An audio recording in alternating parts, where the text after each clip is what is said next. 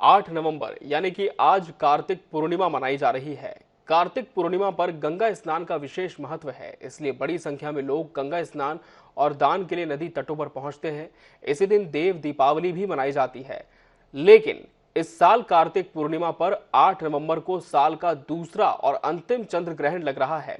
तो आज हम इसी विषय पर बात करेंगे और इसके लिए मेरे साथ भोपाल से जुड़ चुके हैं ज्योतिषाचार्य पंडित अरविंद तिवारी जी। पंडित जी, आपका बहुत बहुत स्वागत है इस खास कार्यक्रम में। तो चलिए इस कार्यक्रम की शुरुआत करते हैं।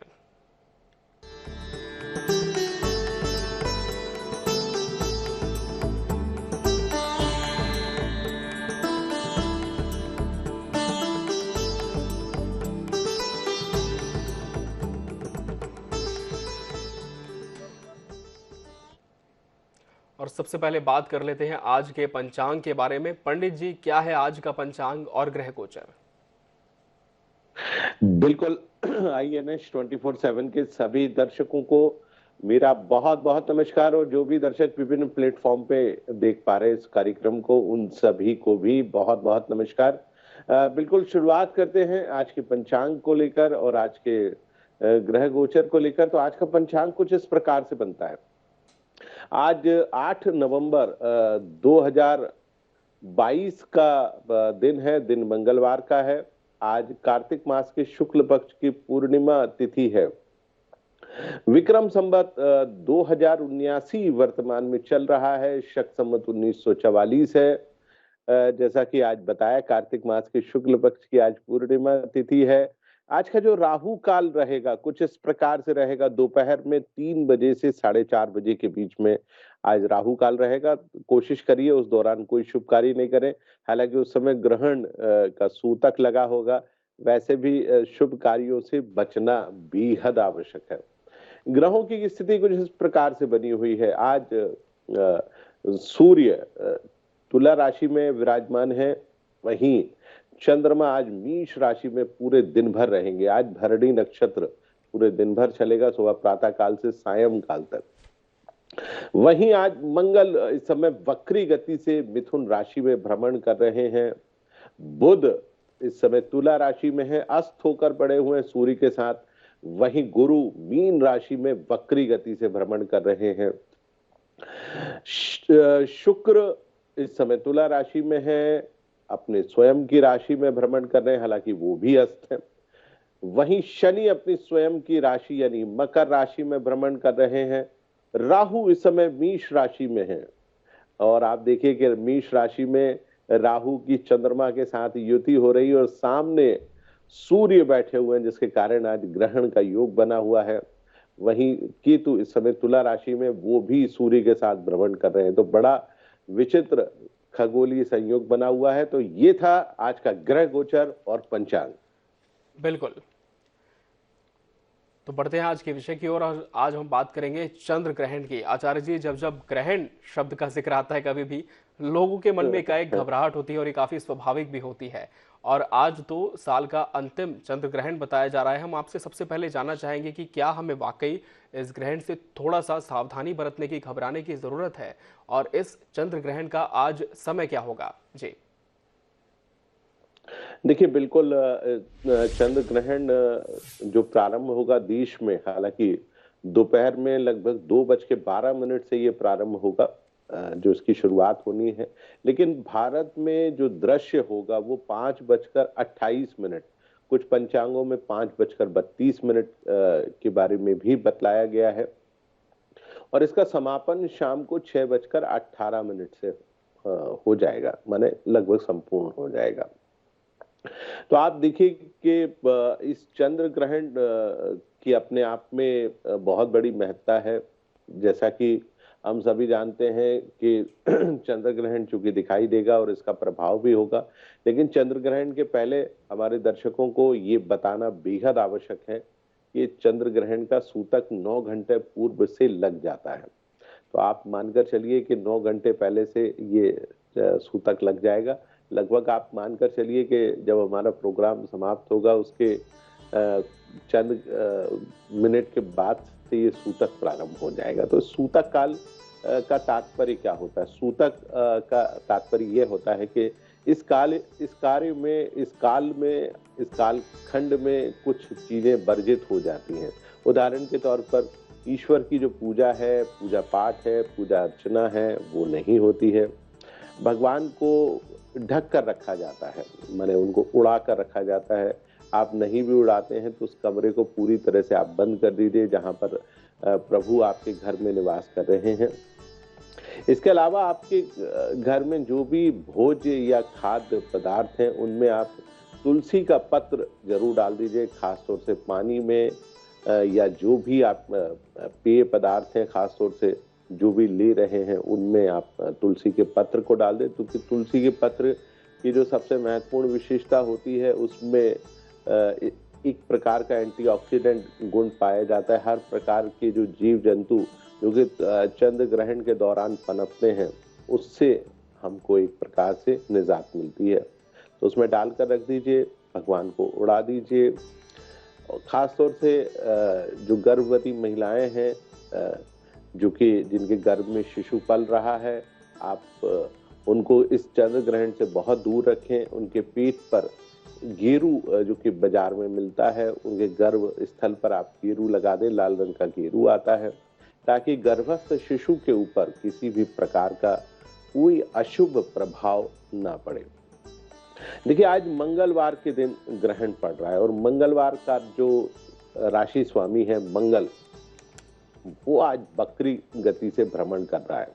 तो आप देखिए कि मंगल का वक्री गति से मिथुन राशि में गोचर करना है, ये अपने आप में एक बहुत शुभ घटना नहीं है। आप देखेंगे कि इस चंद्र ग्रहण के आसपास भारत के मध्य क्षेत्र में, भारत के उत्तरी क्षेत्र में या भारत के पूर्वी क्षेत्र में, दक्षिण पश्चिमी क्षेत्र में कहीं ना कहीं बड़ा भूकंप या भूकंप के बड़े झटके जरूर महसूस होंगे। भारत का जो उत्तरी भूभाग है, खासतौर से हिमालय और हिमालय से सटे हुए इलाके में कहीं ना कहीं आपको देखने को मिलेगा बड़ा भारी भूस्खलन जैसी परिस्थिति निर्मित होगी। क्योंकि भारतवर्ष की राशि, जैसा हम सभी जानते हैं, 15 अगस्त 1947 को भारतवर्ष आजाद हुआ था वृषभ लग्न और कर्क राशि में, और कर्क राशि का जो राशि स्वामी है चंद्रमा, उसमें ये ग्रहण लगने जा रहा है। तो कहीं ना कहीं भारतवर्ष पर इसका असर अवश्य दिखाई देगा और देश और दुनिया में ये इस वर्ष का आखिरी चंद्र ग्रहण है। तो इस चंद्र ग्रहण ये खगोलीय घटना है, लेकिन हमारे यहाँ जो पुराणों में इस बात का वर्णन है कि जब भी राहु चंद्रमा को ग्रसित करता है और सूर्य बिल्कुल सामने की स्थिति में होता है, तब ये ग्रहण पड़ता है। तो आप देखिए कि ये ग्रहण की स्थिति है। इससे पहले मई में इस प्रकार का ग्रहण पड़ा था, लेकिन ये ग्रहण पूर्ण चंद्र ग्रहण है। तो इसका असर पूरी देश दुनिया में आपको अवश्य देखने को मिलेगा। जी आचार्य जी, वही सूतक को लेकर भी लोगों को अक्सर दुविधा होती है, क्योंकि हम देखते हैं कि जब सूर्य ग्रहण होता है तब लगभग 12 घंटे पहले इसका सूतक माना जाता है। क्या चंद्र ग्रहण में भी यही अवस्था देखने को मिलती है या फिर दोनों में भिन्नता पाई जाती है? देखिए, सूर्य ग्रहण में सूतक 12 घंटे पहले होता है, निसंदेह आपने बिल्कुल सही कहा, पर चंद्र ग्रहण में ये सूतक 9 घंटे पहले से ही माना जाता है। 9 घंटे पहले का तात्पर्य है कि आप 9 घंटे पहले से, सूतक का तात्पर्य है कि हम उस दौरान कोई भी शुभ कार्य संपन्न नहीं कर सकते। शुभ कार्यों में जो सबसे महत्वपूर्ण चीज आती है, ईश्वर की पूजा अर्चना है। हमारे घर में कोई भी शुभ कार्य है, वाहन खरीदने से लेके बच्चों के मुंडन तक, वैवाहिक कार्यक्रमों से लेकर बाकी चीजों तक, क्योंकि देव उत्थान एकादशी अर्थात प्रभु अब अपनी योग निद्रा से जाग चुके हैं, तो उसके बाद से कोई भी शुभ कार्य हमारे द्वारा नहीं किया जा सकता। तो शुभ कार्यों से बचने के लिए इस दौरान कोई भी कार्य नहीं कर सकते। और चंद्र ग्रहण में जो सूतक 9 घंटे पहले का माना जाता है, उसके पीछे का कारण है कि चंद्रमा की जो स्थिति है वो हर 2.5 दिन में वो अपनी राशि में परिवर्तित करता है और 2.5 दिनों में वो अलग अलग नक्षत्रों में भी भ्रमण करता है, इसलिए उसका सूतक 9 घंटे पहले ही लगाया जाता है। और आप देखेंगे कि सूर्य ग्रहण जो कि अभी पड़ा उसका बड़ा महत्व था। तुला राशि में चूंकि सूर्य नीच का होकर उस समय भी भ्रमण कर रहा था, वर्तमान में भी भ्रमण कर रहा है। 18 नवंबर को सूर्य का प्रवेश होगा वृश्चिक राशि में, उसके बाद परिस्थितियां निसंदेह परिवर्तित होंगी। तो आप देखेंगे कि इस प्रकार की जो स्थितियां आने वाले दिनों में बनने जा रही हैं, उसका बहुत बड़ा लाभ और कुछ हानि देश को अवश्य देखने को मिलेगी। बिल्कुल। और उम्मीद यही है कि हम इसके प्रभाव से बच पाएँ। क्या कुछ करें कि इसके प्रभाव से बचने के लिए, इस पर आपसे बात करेंगे ही आचार्य जी। लेकिन जिस तरह से कहा जाता है कि आप कोई भी शुभ काम इस ग्रहण काल में ना करें, लेकिन एक सवाल ये भी जहन में आता है आचार्य जी की जो लोग नौकरी पेशा हैं, जो लोग व्यापार में हैं, जिन्हें नियमित दिनचर्या में अपने काम को आगे बढ़ाना ही होता है, तो इस ग्रहण के बीच वो किस तरह से अपने कार्यक्षेत्र में खुद का बचाव कर सकते हैं, कौन कौन से विशेष उपाय वो कर सकते हैं जिससे कि इस ग्रहण के प्रभाव से तो बच सके ही, लेकिन जो उनका कार्य है वो नियमित रूप से वो संपादित भी कर पाए। देखिए, सूतक में खासतौर से जो बात होती है कि कोई शुभ कार्य आपको नहीं करना है। अब चूंकि ये दौरान ऐसा होता है कि विभिन्न कामकाजी पुरुष महिलाएं सभी अपने कार्य क्षेत्र को निकलती हैं, और आजकल, पहले कार्य क्षेत्र सुबह प्रातः 10 बजे होता था, लेकिन आजकल शिफ्ट में काम होते हैं, तो लोग प्रातः काल यानी सूर्योदय से पहले ही लगभग 6 बजे के आसपास ही अपने कार्य क्षेत्र को निकल जाते हैं और देर शाम तक लौटते हैं। इस दौरान उनको भोजन भी करना पड़ता है, अपने कामकाज भी करना पड़ते हैं और अपनी नित्य क्रियाओं को भी संपन्न करना पड़ता है। तो देखिए, हमारे यहाँ ज्योतिष शास्त्र में, हमारे ग्रंथों में, हमारे ऋषि मुनियों ने बहुत सारी बातों को बताया है। उदाहरण के तौर पर आप सुबह प्रातःकाल अपने घर से निकल रहे हैं तो निसंदेह आपको भोजन इत्यादि अवश्य करना होगा, लेकिन आप इतना ध्यान अवश्य रखिएगा कि जिस समय सूर्य ग्रहण चल रहा हो, खासतौर से शाम को 5:28 से 6:18 के बीच में, तो उस दौरान, उस समय काल के दौरान आप भोजन इत्यादि से अपने आप को वर्जित रखें। उस सायं काल जिस समय ग्रहण चल रहा हो, उसमें आप किसी भी प्रकार से कोई शुभ कार्य करने से बचिए, क्योंकि ईश्वर ने गीता में कहा है, भगवान कृष्ण ने गीता में कहा है कि कर्मण्येवाधिकारस्ते मा फलेषु कदाचन, अर्थात कर्म करना आपके लिए सबसे ज्यादा आवश्यक है। तो कर्म तो आपको करना पड़ेगा। तो अब आपको इस कर्म को करना है तो आप बिल्कुल करिए, लेकिन उस दौरान भोजन इत्यादि ना लें, जल इत्यादि ना लें, कॉफी, चाय या कोई भी किसी भी प्रकार का पेय पदार्थ उस दौरान ना लें, क्योंकि हमारे वैज्ञानिकों के द्वारा ही इस बात को प्रमाणित किया गया है। जब ग्रहण काल होता है उस समय भोज्य पदार्थ, खाद्य पदार्थ, पेय पदार्थों में विचित्र प्रकार के जीवाणुओं का जन्म होता है। इसीलिए तुलसी का पत्र डालकर रखा जाता है। यदि आप अपने कार्य क्षेत्र पर भोजन लेकर जा रहे हैं तो कोशिश करें कि आप 12, 1 या 2 बजे तक कोशिश करते हैं कि आप उससे पहले पहले भोजन अवश्य कर लें।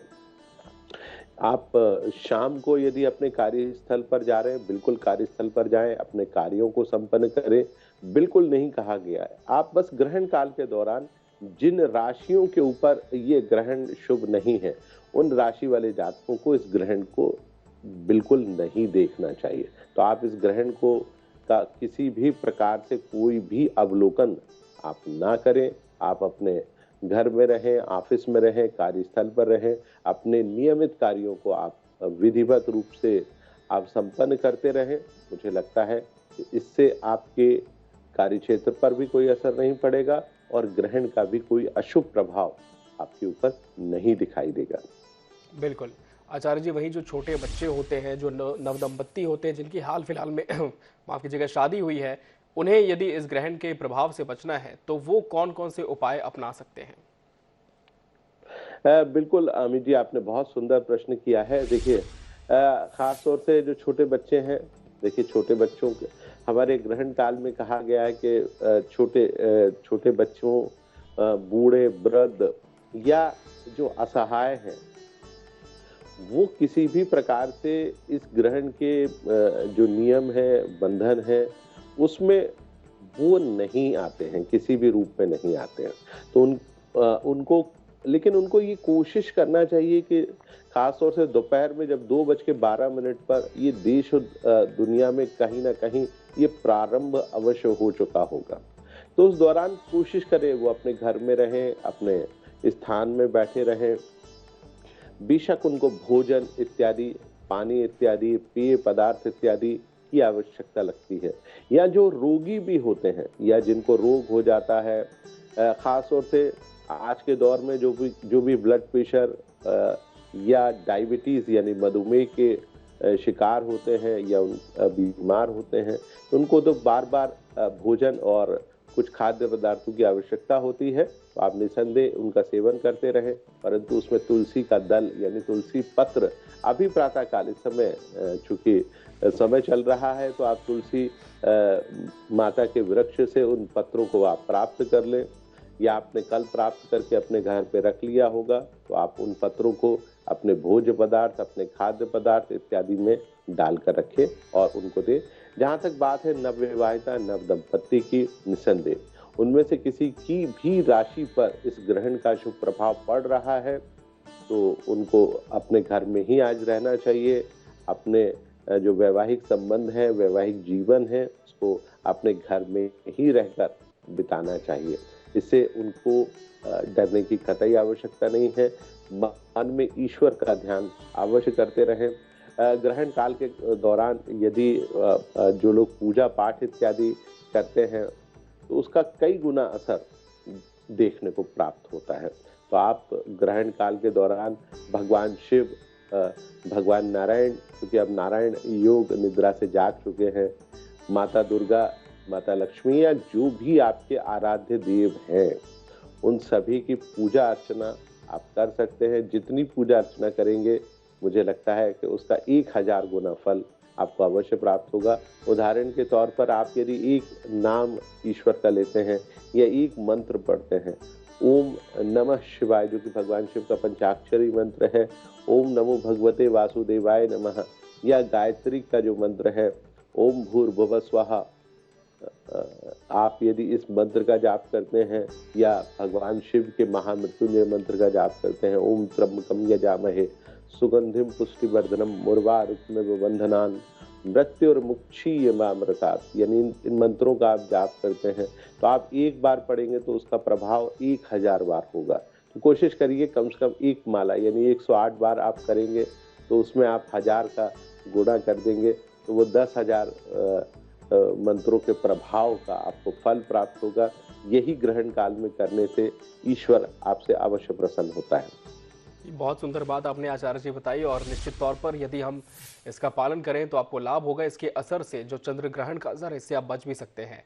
आचार्य जी, अब हम कार्यक्रम के अंतिम चरण में हैं और हम बढ़ जाएंगे राशियों की ओर, और हम बात कर लेंगे कि कौन कौन सी राशियां हैं जिन पर चंद्र ग्रहण का प्रभाव पड़ने जा रहा है। और शुरुआत कर लेते हैं मेष राशि के साथ। बिल्कुल अमित जी, हम शुरुआत करते हैं मेष राशि से। और मेष राशि वाले जातकों का दिन हालांकि आज है तो बहुत अच्छा, परंतु ये ग्रहण मेष राशि पर ही पड़ने जा रहा है, तो इसलिए इस ग्रहण का शुभ प्रभाव मेष राशि वाले जातकों पर अवश्य पड़ेगा। लेकिन चूंकि चंद्रमा की स्थिति आज बहुत अच्छी है, तो आप अपने जितने भी जरूरी काम हैं उनको आज दोपहर बाद से संपन्न करेंगे, तो निसंदेह आपको काफी हद तक लाभ की प्राप्ति अवश्य होगी। मन आपका प्रसन्न रहेगा। प्रेम संबंधों और वैवाहिक संबंधों के लिए भी दिन आज बेहद खास बना हुआ है। बात करते हैं अगली राशि यानी वृषभ राशि के बारे में। वृषभ राशि की हम चर्चा करेंगे। वृषभ राशि वाले जातकों का जो आज का दिन है वो भी मुझे लगता है कि दोपहर बाद से सामान्य हो रहा है। मन स्थिति आपकी काफी अच्छी रहेगी। हालांकि इस ग्रहण का शुभ प्रभाव आपके ऊपर भी पड़ेगा, चूंकि आपका जो राशि स्वामी शुक्र है वो तुला राशि में केतु के साथ युति होकर पड़ा हुआ है, और चंद्रमा आपकी राशि से 12वें भाव में है। लेकिन दोपहर बाद चंद्रमा अपनी डिग्री को थोड़ा सा परिवर्तित करेगा, भरणी नक्षत्र के दूसरे चरण में पहुंचेगा, जिसके चलते मन प्रसन्न रहेगा, प्रेम संबंध शानदार रहेंगे, कामकाज की स्थिति काफी बेहतर रहेगी। इसलिए आप चिंता ना करें, दोपहर बाद से समय स्वतः ही ठीक होने जा रहा है। अगली राशि की हम चर्चा करते हैं जो कि मिथुन राशि है। तो मिथुन राशि वाले जातकों का समय की आज अनुकूलता जो है वो दोपहर तक बनी रहेगी। शाम तक जितने भी आपके आवश्यक कार्य हैं उनको आप कर लें। मिथुन राशि में इस समय मंगल का गोचर है। मंगल चूंकि वक्री गति से आपकी राशि में भ्रमण कर रहा है, तो उस ग्रहण का अशुभ प्रभाव भी आपके ऊपर रहेगा, जिसके चलते आने वाले 15 दिनों में हो सकता है कि आपको कुछ परेशानियों का सामना करना पड़े। शाम से समय थोड़ा सा और कमजोर होने जा रहा है, तो सलाह यही है कि जितने भी आपके आवश्यक कार्य हैं, जिनको आप दिन में संपन्न करना चाहते हैं, उनको आप अवश्य संपन्न कर ले, ताकि आने वाला समय आपके लिए और भी बेहतर साबित हो। अगली राशि की चर्चा करेंगे, जो कि कर्क राशि है। कर्क राशि चूंकि भारतवर्ष की राशि है और कर्क राशि का स्वामी ही चंद्रमा है, जिसमें ग्रहण हो रहा है, तो ये ग्रहण आपके लिए भी उतना शुभ नहीं है जितना होना चाहिए। हालांकि आज का दिन आपके लिए बहुत बेहतर है, क्योंकि चंद्रमा का गोचर आपकी राशि से दशम भाव में है, तो आप अपने कार्यों को आने वाले 2 दिनों में बहुत तेजी से करते, जितने भी जरूरी काम आप तेजी से करेंगे, मुझे लगता है कि लाभकारी परिस्थितियां बहुत तेजी से बनेगी। समय बढ़िया रहेगा, मन आपका प्रसन्न बना रहेगा, कामकाज की स्थिति बढ़िया रहेगी, तो इसका भरपूर लाभ उठाकर अपने सारे आवश्यक कार्यों को जल्द से जल्द संपन्न अवश्य कीजिएगा। बात करते हैं अगली राशि यानी सिंह राशि की। तो सिंह राशि वाले जातकों का जो समय है वो आज दोपहर के बाद से और भी बढ़ेगा, क्योंकि चंद्रमा इस समय आपके भाग्य स्थान में गोचर कर रहा है, जिसके चलते आपकी सेहत ठीक रहेगी। यदि आप यात्रा कर रहे हैं तो यात्रा आपकी बढ़िया रह सकती है, मन प्रसन्न रहेगा। कुल मिलाकर आज का दिन दोपहर के बाद से बहुत बढ़िया है और इस ग्रहण का शुभ प्रभाव आपको अवश्य प्राप्त होगा। अगली राशि की हम चर्चा करते हैं, जो कि कन्या राशि है। कन्या राशि वाले जातकों के लिए ग्रहों की जो अनुकूलता है वो आज दोपहर के बाद से मिलेगी। मन आपका प्रसन्न बना रहेगा, कामकाज की स्थिति बढ़िया रहेगी। कोशिश करें प्रातःकाल किसी से वाद विवाद बिल्कुल भी ना करें। मन प्रसन्न बना रहेगा, कामकाज की स्थिति बढ़िया रहेगी। दोपहर बाद से समय और भी बेहतर होने जा रहा है। अगली राशि की हम चर्चा करते हैं, जो कि तुला राशि है। तुला राशि वाले जातकों के लिए ये आज का दिन काफी बेहतर है। जो ग्रह आपसे रूठे हुए थे वो आपके पक्ष में आ जाएंगे, मन प्रसन्न रहेगा। आने वाले 2 दिनों तक परिस्थितियां आपके पक्ष में बनी रहेंगी, जिसके चलते आप अपने कार्यों को बेहतर कर सके। परंतु इस ग्रहण का शुभ प्रभाव आपको नहीं प्राप्त होगा, इसलिए बहुत ध्यान से, बहुत धैर्यपूर्वक अपने निर्णय को ले, कार्यों को बहुत तेजी से संपन्न करने की कोशिश आप अवश्य कीजिएगा। अगली राशि की हम चर्चा करते हैं, जो कि वृश्चिक राशि है। वृश्चिक राशि वाले जातकों का आज का जो दिन है, हम बात कर रहे हैं वृश्चिक राशि के बारे में। तो वृश्चिक राशि वाले जातकों का जो समय है वो ठीक हो रहा है, क्योंकि अभी तक जो सितारे आपसे रूठे हुए थे वो अब आपके पक्ष में आने जा रहे हैं। दोपहर तक कोशिश करें शांत रहकर अपने कार्यों को संपन्न करें। आपकी राशि से अष्टम भाव में इस समय मंगल का गोचर है, लेकिन चंद्रमा की शुभ स्थिति और अन्य ग्रह ठीक हो रहे हैं, जिसके चलते आपका आने वाला समय और भी बेहतर होने वाला है। तो आप अपने इस अच्छे समय का इंतजार करें और कार्यों को तेजी से संपन्न अवश्य करें। अगली राशि की हम चर्चा करते हैं, जो कि धनु राशि है। धनु राशि वाले जातकों का जो समय रहेगा वो ठीक होने जा रहा है। परेशानियां आज दोपहर के बाद से थोड़ी सी कम होने जा रही हैं। इस ग्रहण का अशुभ प्रभाव आपके ऊपर नहीं है, इसलिए आप बिल्कुल भी चिंता ना करें। परंतु संतान और शासन से जुड़े हुए कार्यों में आपको परेशानी अवश्य बनी रहेगी। प्रेम संबंधों की जहां तक स्थितियां हैं, प्रेम संबंध मधुर बने रहेंगे। कार्य क्षेत्र भी सामान्य से बेहतर रहेगी। अगली राशि की हम चर्चा करते हैं, जो कि मकर राशि है।